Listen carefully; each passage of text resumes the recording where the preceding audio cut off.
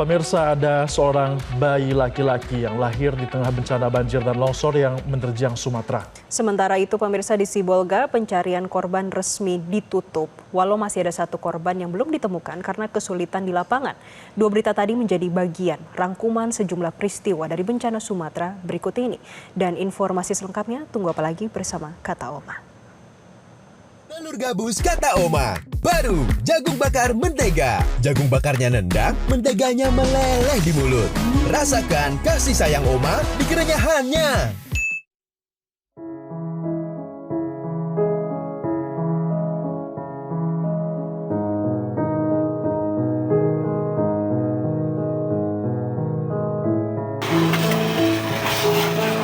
Petugas resmi menutup pencarian korban bencana banjir dan longsor di Sibolga, Sumatera Utara, walau ada satu korban yang belum ditemukan. Dari 55 korban yang meninggal dunia, 54 jenazah telah berhasil dievakuasi dan diserahkan kepada keluarga. Satu korban atas nama Sofia Anggraini hingga hari ini belum ditemukan. Meski tim SAR telah mengerahkan sejumlah anjing pelacak milik Polri.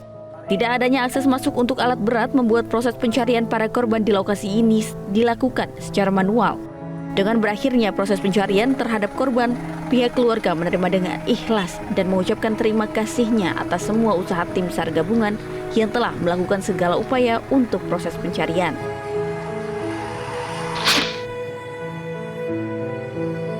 Jembatan Bailey Teupin Redup di Kabupaten Biren, Aceh akhirnya rampung, dibangun dan sudah bisa dilintasi.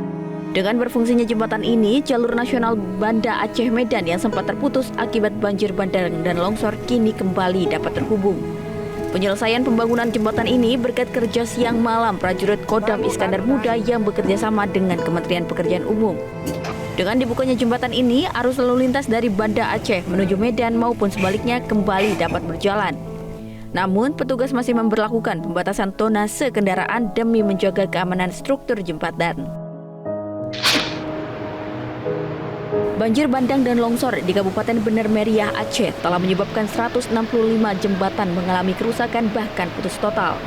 Banyaknya jembatan yang rusak ini mengakibatkan akses warga terputus dan bahkan membuat kabupaten ini terisolir. Dari 165 jembatan yang rusak ini, 3 diantaranya merupakan akses jembatan jalan nasional yang menjadi penghubung Bener Meriah dengan kabupaten lain bahkan dengan ibu kota provinsi. Saat ini, pemerintah masih terus bekerja keras untuk membuka akses sambil menunggu perbaikan jembatan. Petugas di lapangan terus bekerja untuk membersihkan jalan dari material longsor dan pembukaan jalan alternatif guna menjadi akses sementara masyarakat serta jalur logistik ke wilayah ini.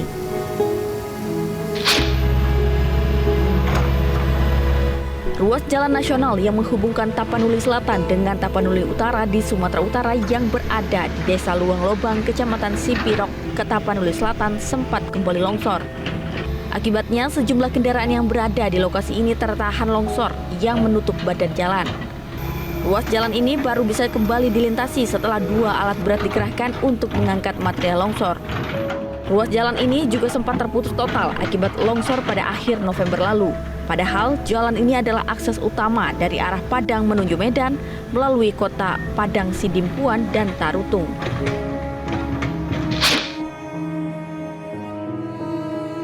Memasuki pekan keempat pasca banjir bandang dan longsor yang melanda Kabupaten Aceh Tengah, Aceh, masih ada sekitar 80 desa yang terisolir.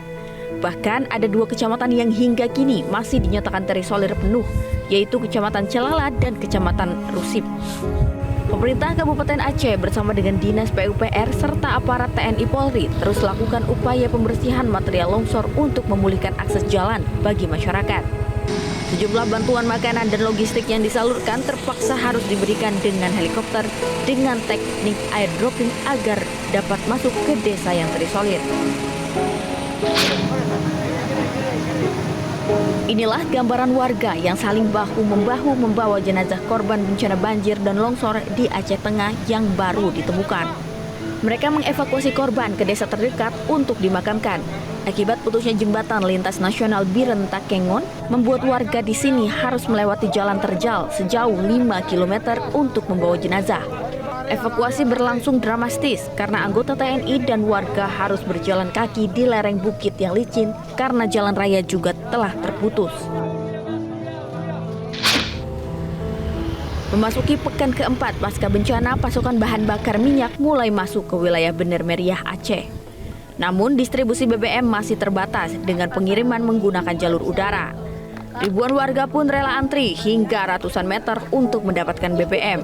Apalagi wilayah ini sudah selama 3 minggu lebih tidak mendapat pasokan BBM. SPBU hanya mendapatkan pasokan BBM jenis Pertalite sebanyak 2 ton. Oleh karena itu, pembelian BBM masih dibatasi. Untuk warga yang membawa kendaraan roda 2 hanya bisa membeli 2 liter Pertalite, sementara untuk mobil maksimal bisa membeli 10 liter. Meski harus mengantri selama hampir 5 jam, warga bersyukur sudah ada pasokan BBM dari Pertamina. Karena selama ini warga membeli bensin eceran dengan harga mencapai Rp35.000 per liter. Di tengah bencana Galodo yang menerjang Kabupaten Tanah Datar, Sumatera Barat, sebuah kisah perjuangan hidup lahir dari kepungan banjir bandang dan longsor. Seorang ibu harus melawan rasa sakit dan keterbatasan akses demi menyelamatkan nyawa bayi yang dikandungnya. Bayi yang diberi nama Muhammad At-Takira Pandra ini tampak sehat dan begitu menggemaskan. Ibunya Fatmawati tak pernah menyangka putra ketiganya ini harus lahir di tengah perjuangan menyelamatkan diri dari terjangan Galodo. Saat air sungai mulai meluap, Fatmawati bersama keluarga berupaya mengungsi ke rumah ibunya. Namun perjalanan itu tidak mudah. Di tengah kepanikan, Fatmawati justru mulai merasakan kontraksi. Sejumlah warga bergotong royong membopong Fatmawati, melewati lumpur hingga menuju ambulan yang sudah menunggu. Fatmawati kemudian dirujuk ke rumah sakit. Tim Liputan Metro TV. Jelajahi cara baru mendapatkan informasi. Download Metro TV Extend sekarang.